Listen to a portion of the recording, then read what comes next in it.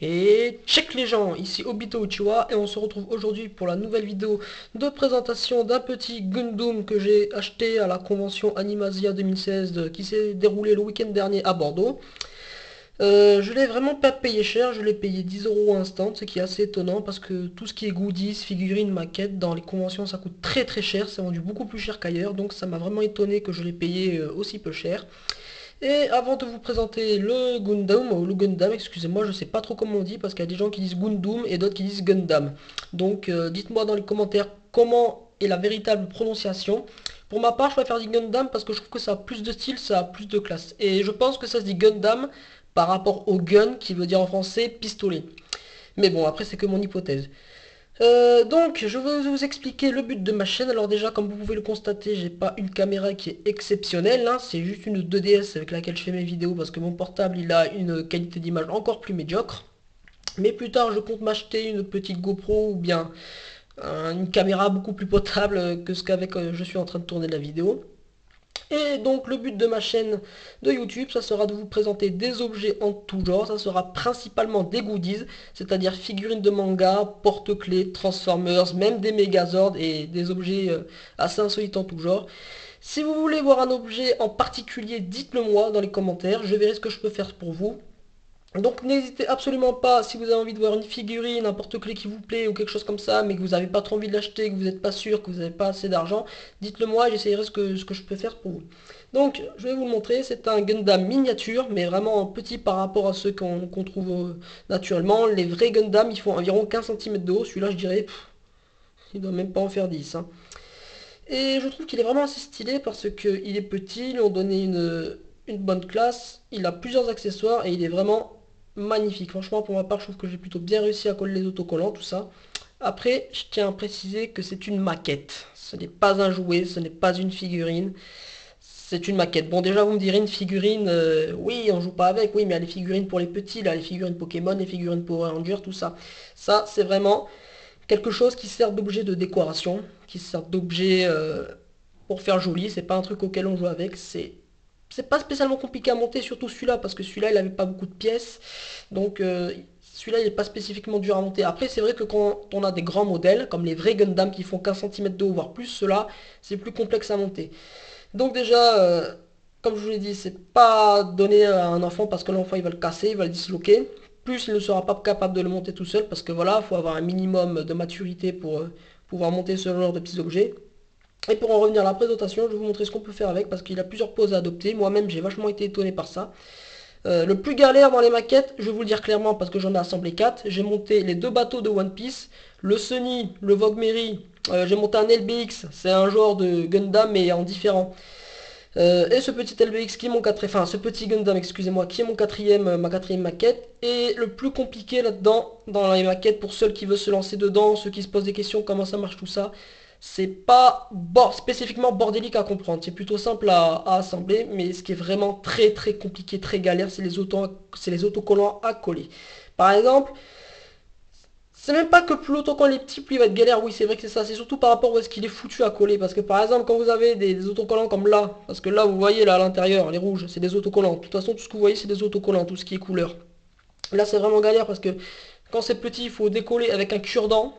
Donc voilà, il faut décoller l'autocollant avec le cure-dent, il faut l'appliquer et ensuite il faut l'aplatir avec un coton-tige. Et je peux vous dire que c'est loin d'être très facile parce que moi-même, là où j'ai le plus galéré sur le Vogue Mary il avait des autocollants de moins d'un centimètre. Vous voyez le truc, le machin il fait quelques millimètres, c'était vraiment très très galère, c'est tout petit, il faut faire attention à ne pas le déchirer, il faut faire attention à bien le coller parce qu'une fois que c'est collé, c'est foutu, on ne peut plus le décoller à moins de bousiller l'autocollant en question. Donc, le plus dur dans une maquette, c'est les autocollants. Rassurez-vous sur tout ce qui est assemblage, c'est facile. À la rigueur, la solution d'alternative, d'après quelques personnes que je connais qui montent des maquettes, eux, ils utilisent une peinture spécifique pour les maquettes. Du coup, tout ce qui est à coller avec les autocollants, eux, ils utilisent la peinture spécifique. Et je vous avoue que ça donne un rendu visuel beaucoup plus joli qu'avec les autocollants. Et c'est moins galère, parce que là, vous ne le voyez pas. Mais par exemple, l'autocollant qui est sur cette espèce de V sur la tête du Gundam, et bah c'est un autocollant avec plusieurs plis à plier. Et moi là que je l'ai en face, je vois les plis. Vous les voyez pas parce que la caméra elle est pas assez sophistiquée pour vous les montrer. Mais voilà. Donc maintenant je vais passer aux capacités de ce qu'il peut faire. Alors déjà je vais vous le montrer. il est équipé, et le bras s'est décliqué, excusez-moi je vais le recliquer, c'est pour ça que je vous l'ai dit, ça se disloque très très facilement. Donc il est équipé d'un bouclier, le blanc et l'espèce de crucifix doré, bon je sais pas si c'est censé représenter un crucifix, hein, mais pour moi c'est un crucifix, donc vous pouvez aussi me le dire dans les commentaires. Donc le crucifix et les bandes blanches, c'est des autocollants. Franchement comme ça en vidéo on dirait pas, hein. En ce qui concerne l'épée, bon, je vous avoue, c'est une épée blanche et sur la boîte, elle était violette. Mais bon, bref, c'est un détail. L'épée, rien à coller, c'est juste une épée en plastoc standard. Et idem pour la mitraillette, c'est juste une mitraillette en plastoc avec aucun autocollant à coller. Donc, sur les bras du Gundam, alors pour ma part, je sais pas si c'est son nom ou s'ils appellent ça par des matricules dans le manga, mais dessus il y a écrit RX-78-2. Donc je pense que c'est le matricule du robot en question. Et que les robots, ils leur donnent pas de nom. Je pense qu'ils doivent les appeler par des matricules comme on voit dans des séries. Donc, comme vous pouvez le voir, il a au total un bouclier, une épée, une mitraillette. Et c'est pas fini parce que le V qu'il a sur sa tête, il se décroche et je vais vous montrer plus tard. Oula, j'ai fait tomber quelque chose, désolé. À l'arrière, il a un jetpack qui lui aussi se décolle du dos. Et maintenant, je vais vous montrer tout ce qu'il peut faire. Alors, je sais pas si je l'ai dit, oui, je crois que je l'ai dit. Sur les côtés des bras, il a des petits trous dans lesquels il peut insérer le bouclier ou la mitraillette. Je vais vous montrer un exemple. Là, la mitraillette. Zut, je l'ai fait tomber. Et je la ramasse. Désolé pour le petit incident. Donc voilà.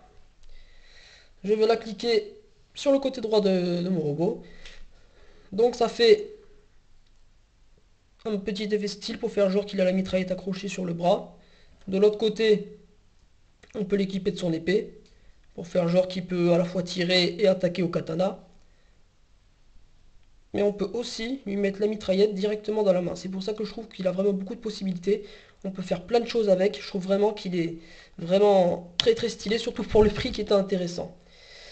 Après, la mitraillette, c'est pas fini. On peut ranger le bouclier, parce que vous voyez dans la mitraillette aussi, il y a un... Bon là, vous le voyez pas trop bien, voilà, c'est là. Il y a un petit trou au milieu qui permet de cliquer le bouclier. Ça peut donner un style qui peut se protéger des attaques à l'arrière. S'il se fait attaquer par un coup de katana ou par une attaque par balle, ça fait genre qu'il peut se protéger à l'arrière. Ça aussi, c'est très stylé. Et ce que je ne m'y attendais absolument pas, c'est qu'on peut combiner les 5 accessoires, à savoir l'épée, le V là, bon, l'espèce de boomerang en V, la mitraillette, le bouclier, le jetpack que je vais vous montrer. Et ça fait une espèce d'arme vraiment ultra stylée que je trouve vraiment très intéressant. Je ne m'y attendais absolument pas. Donc, on décolle absolument tout.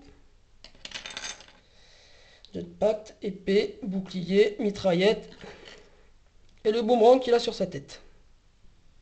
Alors je vais vous montrer comment s'assemble l'arme, c'est très facile, hein. Vous prenez la mitraillette, et dans la mitraillette vous ne voyez pas, mais il y a une petite cavité qui se situe à ce niveau-là. Dans cette cavité, vous y cliquez le boomerang en forme de V. Ça n'a pas de sens ce que je dis, un boomerang c'est tout le temps en forme de V de toute façon.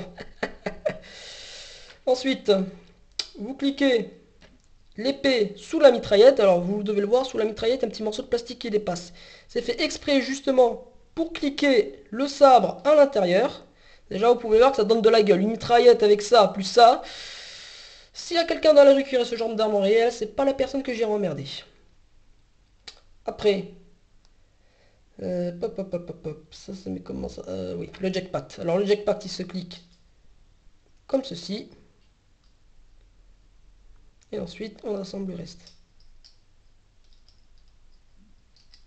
Hop là, voilà. Et là, imaginez la gueule de l'arme. Ça fait genre une espèce d'arme qui va te tirer un putain de laser qui va tout transpercer sur plusieurs centaines de kilomètres. C'est un truc de fou. Ensuite, il ne reste plus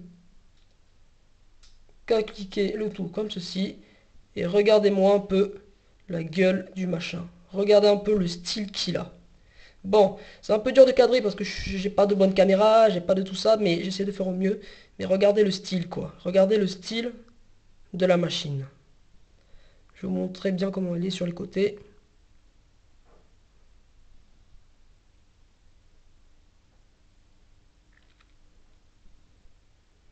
Voilà, donc je pense avoir fait le tour de tout ce qu'il pouvait offrir.